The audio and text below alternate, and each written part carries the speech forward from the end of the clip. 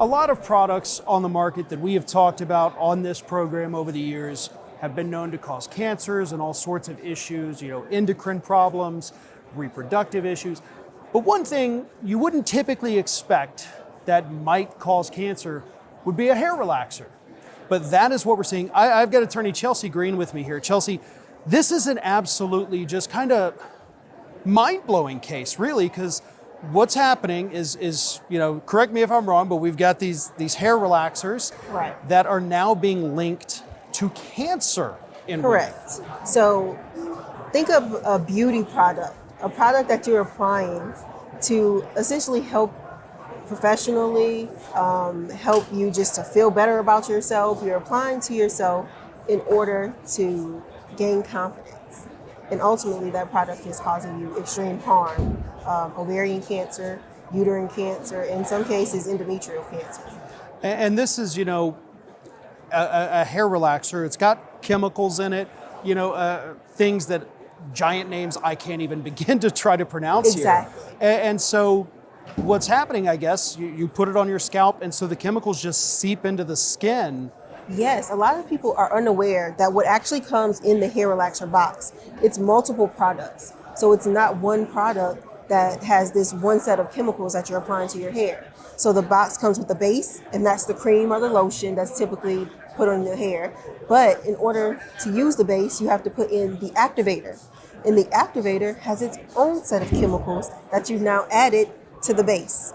And now you're applying all of this to the most absorbent feature of skin that we have on our body, and that's our scalp. The hair relaxer manufacturers try to tell us, protect your scalp. Don't put the product on your scalp. Apply petroleum jelly or some type of protected layer on your scalp before you apply the hair relaxer. But we know that these harsh chemicals are seeping through any layer of protection that we could potentially provide. So they're telling you, or allegedly they're telling you, protect your scalp. So obviously, if they're telling you to protect it, they've got to know Exactly. that there's some kind of danger here. Exactly. And ultimately, I believe that the hair relaxer manufacturers wanted to warn against the burns or lesions that the product causes. So they tried to say that's what the scalp protectors were for. But we know when you mix that combination of chemicals to your scalp, ultimately the end product cannot be healthy for the consumers. And so obviously, this is a relatively new case. Yes. But from what I've seen, there's close to 300 so far, absolutely documented cases, people involved in, or I guess plaintiffs at this point, 300. And that is expected to grow. Am I correct? Actually, that number has recently just went up. In the litigation, there was a deadline against Revlon. One of our manufacturers, our defendants in the hair relaxer litigation, is coming out of bankruptcy. So they had a deadline for us to file all complaints against Revlon by September 14th. As of September 14th, over 7,000 cases are filed in the Northern District of Illinois. Oh my goodness. Okay, Yes. so that's a little more than 300. That Right. is- 3 weeks, 7,000 cases. Wow, absolutely astonishing. And so obviously the hair relaxers, this is a product typically involved with women, Right. but it is something that men have used as well. The cancers that we're seeing, as you mentioned, uterine cancer, ovarian cancer, Yes. have we seen anything in men so far, or could this be almost like a female specific, type of chemical reaction? I think because the studies are so new, the trials and the studies are so new in this particular arena, that we will see some implications or effects to men as well. Men have used this product historically. There were relaxers just made for men specifically to use.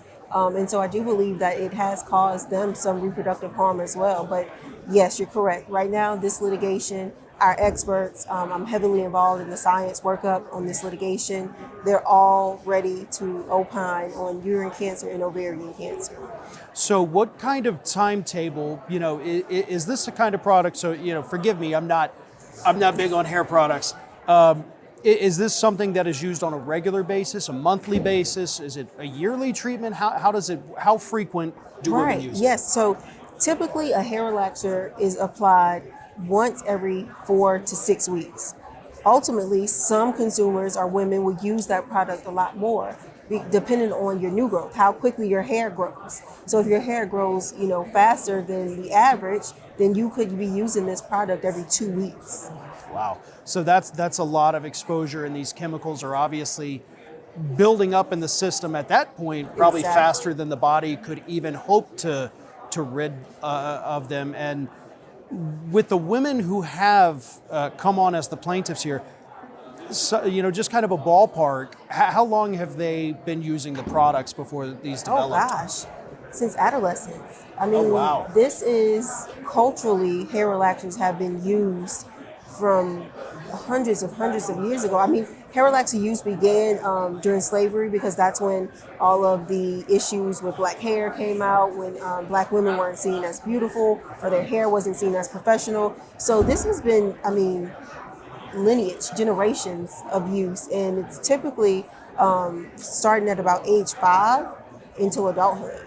Wow. So we're not just dealing with people who say, oh, well, I was 25 and decided, I'm going to change it up. So we actually have people that essentially grow up on it. Exactly. This is not a typical product that you would pick up later on. I mean, some do obviously pick it up later, but this historically has been used since adolescence into adulthood, and it's going to be decades of use of hair relaxers. And so what brands are we specifically kind of seeing here? Yeah, so we're seeing L'Oreal has the largest, I believe, market share, and that's typically going to be your Dark and Lovely brands. We also have Motions, which is another hair relaxer. Revlon products obviously have a number of relaxers. There's going to be some smaller salon-based hair relaxers also, where they're not typically sold over the show. You go into your beauty shops, and that's where those Design, Affirm, and typically Bantu products are used in the salons.